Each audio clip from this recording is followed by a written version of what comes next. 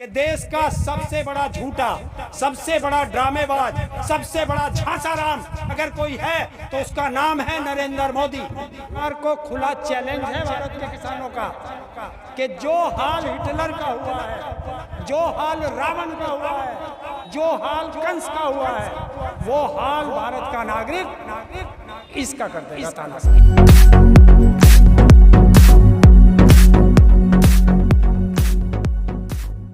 किसान आंदोलन की नई दिशा ये है कि अब रोज़ हमारे राष्ट्रीय अध्यक्ष जी और प्रदेश अध्यक्ष जी, वो राष्ट्रीय प्रवक्ता जी माननीय राकेश टिकैत जी और जो प्रदेश के अध्यक्ष हैं जाडौन जी, वो हर कमिश्नरी की मीटिंग ली जा रही है और अब आंदोलन तेज होगा। हर गांव से 11 आदमियों को बुलाया जा रहा है, तो अब ये आंदोलन फिर बड़ा होगा। तो जैसे जैसे कोरोना की महामारी कम होती जाएगी, किसान आंदोलन बढ़ता चला जाएगा। तो लगातार जब आपने 26 मई को काला दिवस मनाया, उसके बाद देख रहा हूँ कि लगातार इजाफा हो रहा है आंदोलन, तो यहाँ पे भीड़ और कितनी ज़्यादा हो सकती है? अब भीड़ का सरकार देखेगी, हमें नहीं पता। जो देश का किसान दुखी है वो क्या करेगा? आंदोलन, तो आंदोलन में तो आना है भैया। तो पहले भी आप पे आरोप लग चुका कि किसान ज़्यादा भीड़ करेंगे, महामारी फैलेगी, तो फिर वही काम फिर शुरू कर रहे हो। अच्छा, किसान से महामारी फैलती है तो अगर किसान से महामारी फैलती है तो उत्तर प्रदेश का मुख्यमंत्री बताए कि किस किसान आंदोलन में गया वो जो उसको कोरोना हुआ। उत्तर प्रदेश के या भारत के बीजेपी के जो बड़े बड़े नेता हैं उनको जो कोरोना हुआ वो बताए भारत के किस आंदोलन में गए हैं किसानों के, उनको कोरोना कैसे हुआ। और पूरे बॉर्डरों पे किसान हैं, बताइए किसी एक किसान को कोरोना हुआ? ये सब किसानों को बदनाम करने का सरकार का एक षड्यंत्र है कि किसानों को कैसे बदनाम किया जाए, किसान आंदोलन कैसे तोड़ा जाए।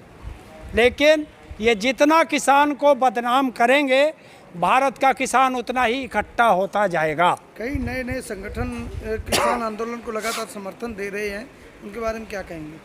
देखिए, पूरे अब ये किसानों का आंदोलन नहीं है, पूरे भारत का जन आंदोलन है, क्योंकि रोटी भारत का हर इंसान खाता है और अगर रोटी खाएगा तो उसको बचाना भारत के हर नागरिक का फर्ज है। जिस तरीके से इस कोरोना काल में भारत का नागरिक ऑक्सीजन के लिए तड़फा है और 200 रुपये का सिलेंडर 50,000 रुपये तक का खरीदा गया है। कल को यही अनाज अडानी अंबानी जैसे उद्योगपतियों के गोदाउन में बंद होगा और फिर वो हमें देश की जनता को इसी तरह तड़फाएंगे रोटी के लिए। तो इसलिए देश का हर नागरिक इस आंदोलन के साथ खड़ा है। कहीं ना कहीं अब सरकार का थोड़ा लचीलापन नज़र आ रहा है। देखिए, सरकार को जब सद्बुद्धि आ जाए तब अच्छा है। अगर सरकार को सद्बुद्धि नहीं आई, तानाशाह रवैया अपनाया, तो सरकार को खुला चैलेंज है भारत के किसानों का कि जो हाल हिटलर का हुआ है, जो हाल रावण का हुआ है, जो हाल कंस का हुआ है, वो हाल भारत का नागरिक इसका कर देगा तानाशाह का। तो क्या लगता है कि 2022 है, अभी हाल ही में यूपी में चुनाव आने वाले, इसका कुछ असर पड़ेगा? देखिए, 2022 का चुनाव जो उत्तर प्रदेश के मुख्यमंत्री हैं योगी जी, उनको गद्दी छोड़कर मठ में जाना पड़ेगा, यह किसान का वादा है। जो किसान की तरफ को आंख काटेगा वो देश में नहीं रहेगा, किसी सत्ता में नहीं रहेगा। लेकिन प्रधानमंत्री जी से शिकायत है, मुख्यमंत्री से थोड़ी ना है। क्यों नहीं है? उत्तर प्रदेश का लगभग 20,000 करोड़ गन्ने का बकाया है, कौन देगा? अब किसान आंदोलन छोड़ के आप गद्दी छोड़ो आंदोलन चलाएंगे? है किसान आंदोलन छोड़ के गद्दी? अभी किसान आंदोलन चला है और अगर ये गद्दी पे बैठे तानाशाह अपना सख्त रवैया नहीं छोड़ेंगे तो गद्दी वापसी भी होगी। लेकिन अगर मोदी के बाद किसी को देखा जा रहा है तो योगी जी को देखा जा रहा है। मोदी के बाद अगर किसी को देखा जा रहा है तो योगी जी को देखा जा रहा है। देखिए, देश में हमें लाशें नहीं बिछवानी। जिस तरह गंगा में लाशें गई और हिंदू धर्म का अपमान किया कि गंगा के चारों तरफ दोनों किनारों पे शमशान वो कब्रिस्तान बन गए। हिंदू धर्म का अपमान है? यहाँ सब हिंदू धर्म है, मुस्लिम भी खड़े हैं। मुझे ये बता दीजिए किस हिंदू धर्म में लिखा है कि हिंदू को दफनाया जाएगा? बताओ। और ये अपने आप को हिंदू हृदय सम्राट क्या क्या अपने आप ही उपाधि रख लेते हैं। तो आप इनसे पूछिए कि ये हिंदू खतरे में पहले था या आज हिंदू खतरे में है? ना हिंदू खतरे में था ना मुसलमान खतरे में था। अरे मेरे हिंदुस्तान के दोस्तों, ये बीजेपी की गद्दी खतरे में है, इसको ध्यान रखना। ये नेताओं की गद्दी खतरे में है। लेकिन आप लोगों को बीजेपी से शिकायत है, आप लोगों को ये भी शिकायत है कि अमित शाह जी नहीं दिखाई दे रहे, अमित शाह दिखाई नहीं दे रहे। अरे देश का गृह मंत्री है, क्या करेगा? कानून व्यवस्था कौन देखेगा? ये देश के गृह मंत्री नहीं है, ये देश की नफरत मंत्री है। नफरत मंत्री देश में नफरत फैलाते हैं।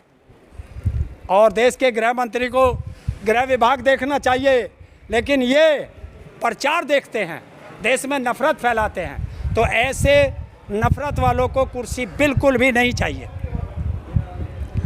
प्रधानमंत्री लगातार किसानों के लिए प्रयास कर रहे हैं और जो भी पहले मन की बात में बोल रहे थे कि किसानों का जो गन्ना का रेट था वो पहले से 4 साल में 1 रुपया अगर गन्ने के रेट पे बढ़ाओ तो बताए। मैंने पहले से कहा है कि देश का सबसे बड़ा झूठा, सबसे बड़ा ड्रामेबाज, सबसे बड़ा झांसाराम अगर कोई है तो उसका नाम है नरेंद्र मोदी। वो तो प्रधानमंत्री अब झांसा बोलते हैं। क्यों नहीं बोलेंगे? झांसा देते नहीं है।